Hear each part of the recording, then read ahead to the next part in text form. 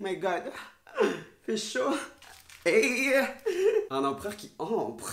Il fait trop chaud. Salut à tous, c'est Bonaparte, Napoléon Bonaparte. J'espère que vous allez bien. Bienvenue dans cette story time où vous allez découvrir comment j'ai percé. Faut que ce soit clair entre nous, je suis pas un Nepo baby. Oui, je me suis fait tout seul. Je suis passé d'une vie plutôt villageoise à devenir l'un des plus grands empereurs de ma génération, le premier en Europe. Bref, let's get started.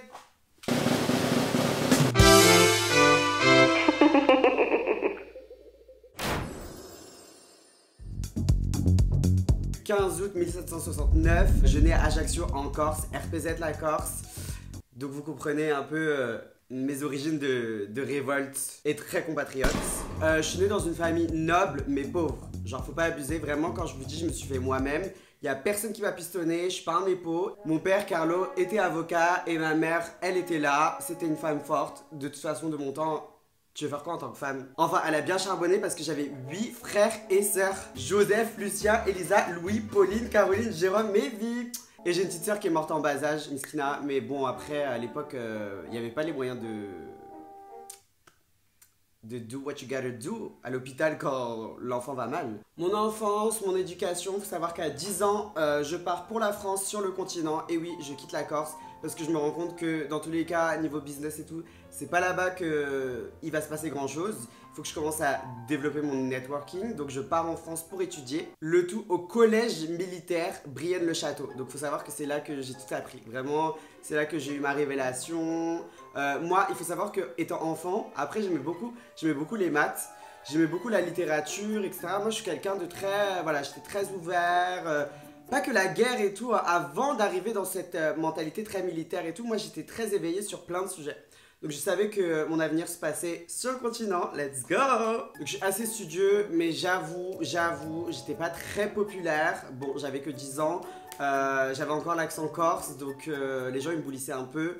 Non au harcèlement au collège. Et donc les gens qui me boulissaient, ils me donnaient en surnom paille au nez. J'ai jamais compris vraiment pourquoi. Paille au nez, ça peut porter à confusion. J'avais que 10 ans, on était au collège. Calme. J'en peux plus. Anyway, donc en 1784, je me fais admis à l'école militaire de Paris. Parce que oui, j'ai été assez studieux dans mes études. Donc, je monte en grade en fait à la capitale. Let's go bitches. Donc vraiment, ça c'est pour tous les élèves qui m'ont bully au collège militaire de Brienne-le-Château. En attendant, qui est où?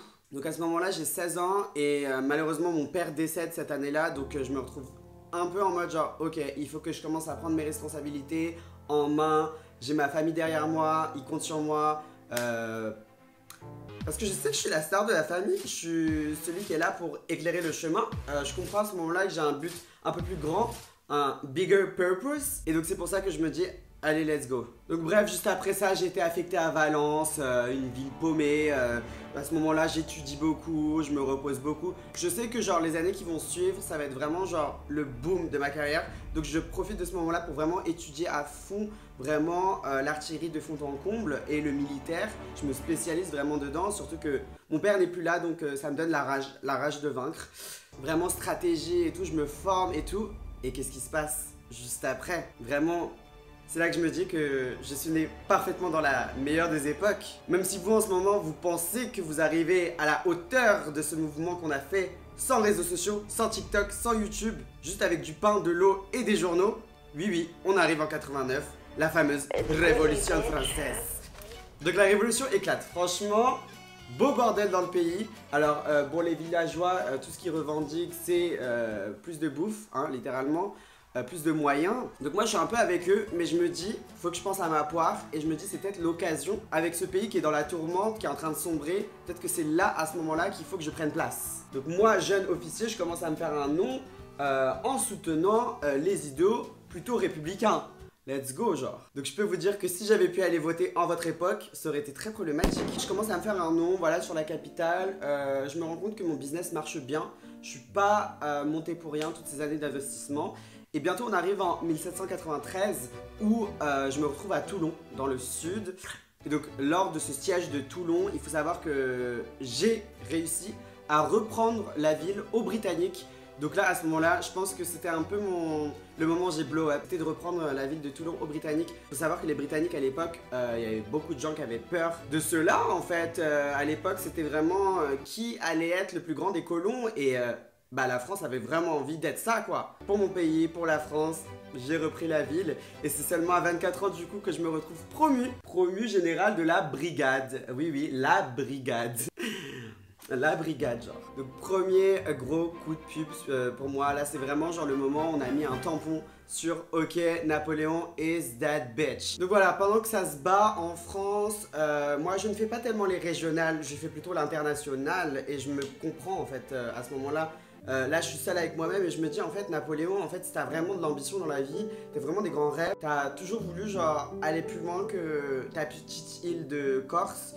Donc c'est le moment de aller vers l'international en fait. Et Dieu merci, avec ce que j'ai fait à mon si jeune âge, là j'ai juste 24 ans en fait, faut savoir, sans piston hein. J'ai étudié, je me suis fait tout seul encore une fois. En 1796, on me confie le commandement de l'armée d'Italie et Italia. Donc Italie, si bueno apartment, let's go. Donc là on est en 96 et en Italie je dead. J'ai des victoires mais écrasantes face aux Autrichiens. Là vraiment on arrive dans le moment de ma carrière où c'est vraiment l'âge d'or de ma carrière. C'est le moment où vraiment les gens ils ont commencé à me respecter. C'était hit sur hit sur hit sur hit sur hit. Vraiment je pense que il y a personne en France qui a une carrière un peu similaire à la mienne genre. Donc là je suis au max, je gagne en renommée. Je suis très paillonné pour le coup à ce moment-là parce que carrément je rencontre ma première femme, Joséphine. Joséphine, ma vie Joséphine, je suis trop nostalgique. Que she's dead genre. Donc Joséphine de Beauharnais qui deviendra ma première femme. Malheureusement, il n'y aura pas d'enfant avec elle.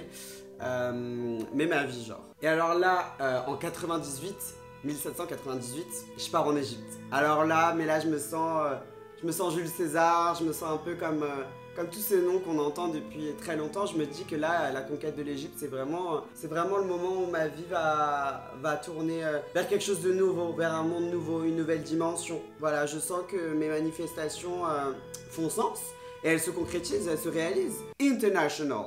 Et ça j'aime. Je remporte la bataille des pyramides. Non mais, vous entendez juste le nom, la bataille des pyramides. Si ça c'est pas trop slay. Mais je perds la flotte à Aboukir.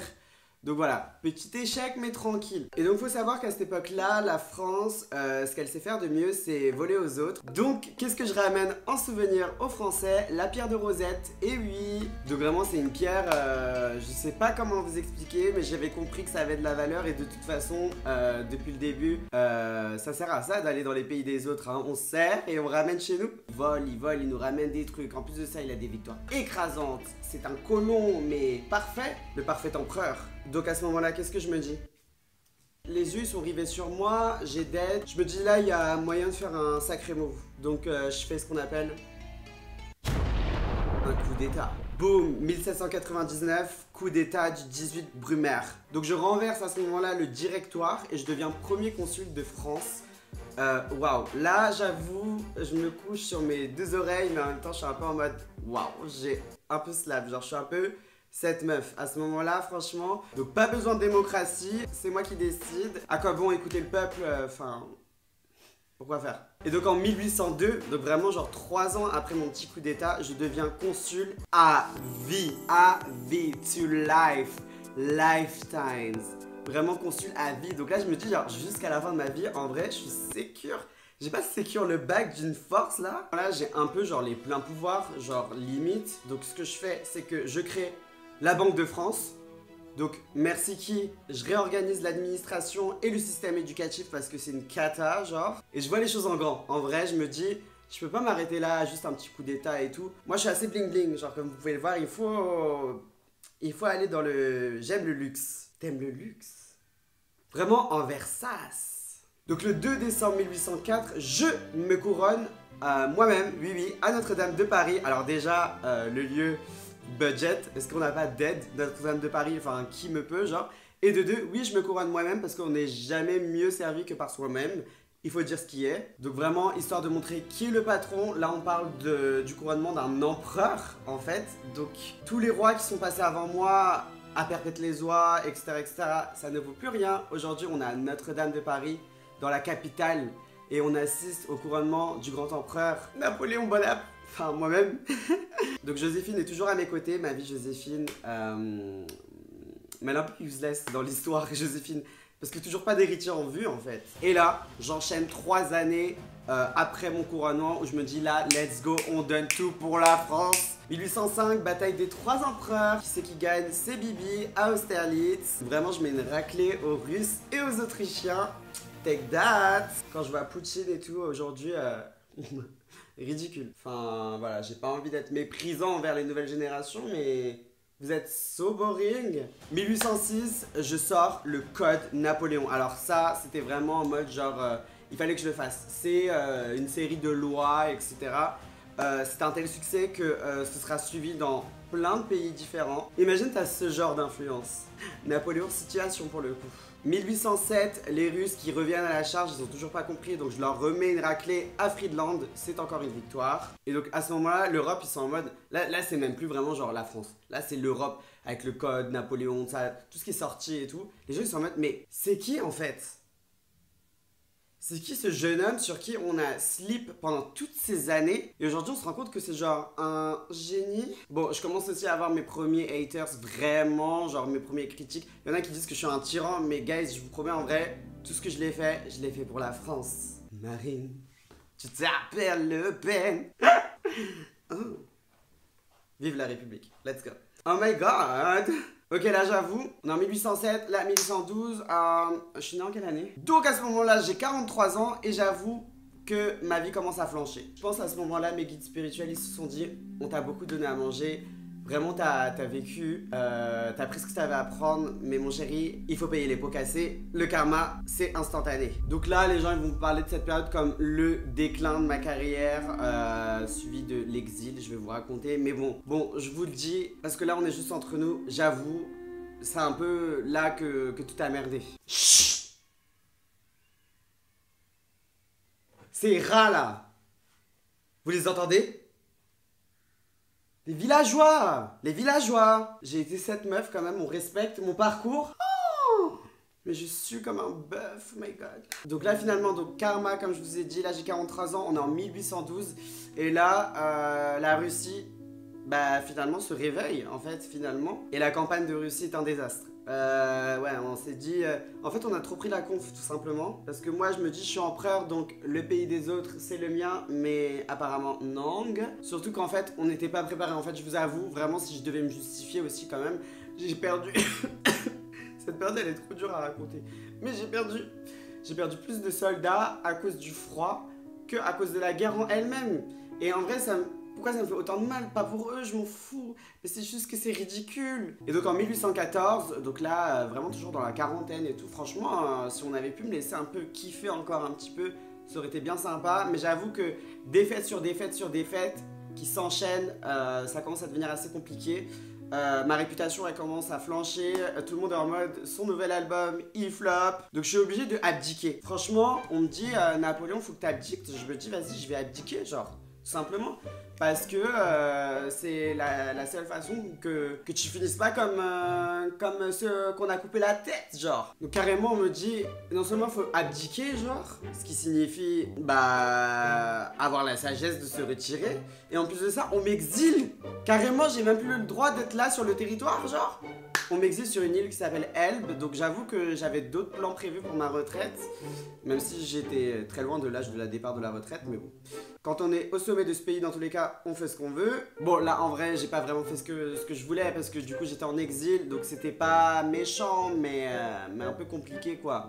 À ce moment-là, je me dis, là, t'as merdé sur quelque chose, et t'aurais peut-être dû, ne pas jouer avec les Russes. Tout simplement. Mais alors ce qu'il faut savoir, c'est que je vous ai confié mon envie d'avoir vraiment une renommée dans l'histoire telle celle de Jésus. Donc je me dis à ce moment-là, vraiment, genre, il faut mon comeback. Je peux pas partir comme ça, je peux pas juste mourir dans l'oubli en fait, après le flop de mes dernières batailles. Donc ce que je me dis, c'est que là, il faut que je m'évade. Je m'évade de Elbe. Je fais le comeback de l'année. Tout simplement. En 1815, je reprends le pouvoir pour les 100 jours. 100 days de pouvoir Rien que pour moi. Donc là, c'est le grand retour de Napoléon. Tous les tabloïds en parlent, mais où est-ce qu'il était passé? Déjà, il était exilé, il s'est évadé. He's back, genre. Et là, vraiment, j'ai vu l'opinion publique de tous ces gens-là qui étaient vraiment très contents que ma vie s'effondre. Et j'ai vu dans leurs regards et leurs avis que c'était compliqué d'accepter que non, I was not dead.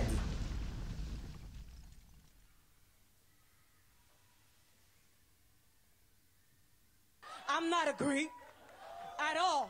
Donc là, on est toujours en 1815 et c'est le 18 juin 1815 que se passe ma dernière bataille. C'est la bataille de Waterloo. Et vraiment, c'était on savait que ça allait être la dernière un peu de ma carrière. Enfin, moi, je savais personnellement, mais j'en ai pas parlé. Mais voilà, c'est encore une défaite malheureusement. Donc je me dis, bon, là, il faut penser à vraiment se retirer. Quand il faut décamper, il faut décamper. Donc voilà, à ce moment-là, cette bataille de Waterloo, on m'a quand même tendu un piège, hein, faut pas se mentir. Si seulement j'avais eu genre Google Maps pour vraiment éviter ce piège tout simplement, je décampe. Là je me dis, enfin c'est pas moi qui me dis, hein, dans tous les cas c'est un deuxième exil, donc c'est un peu contre mon gré, c'est un peu compliqué. Je souhaite à personne de se faire exiler, hein. Mais donc là je me fais exiler à Sainte-Hélène. Sainte-Hélène, beaucoup plus sympa, plus chaleureux, plus convivial, mais voilà ça reste un exil. Là je sens que c'est la fin de mes jours, je sens que c'est la fin de mon histoire.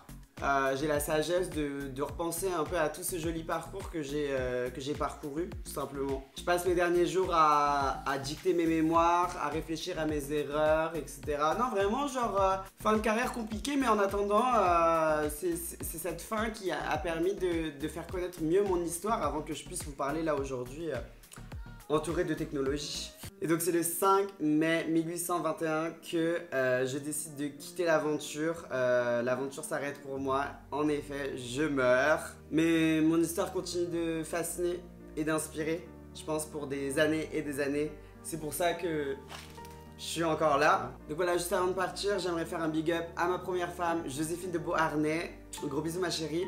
Et à ma deuxième femme, sorry. Tellement l'habitude d'avoir plus de fans que de femmes. Mais en tout cas, ma deuxième femme, Marie-Louise d'Autriche. Gros bisous à toi ma vie. Et avec qui on a eu mon enfant Napoléon II.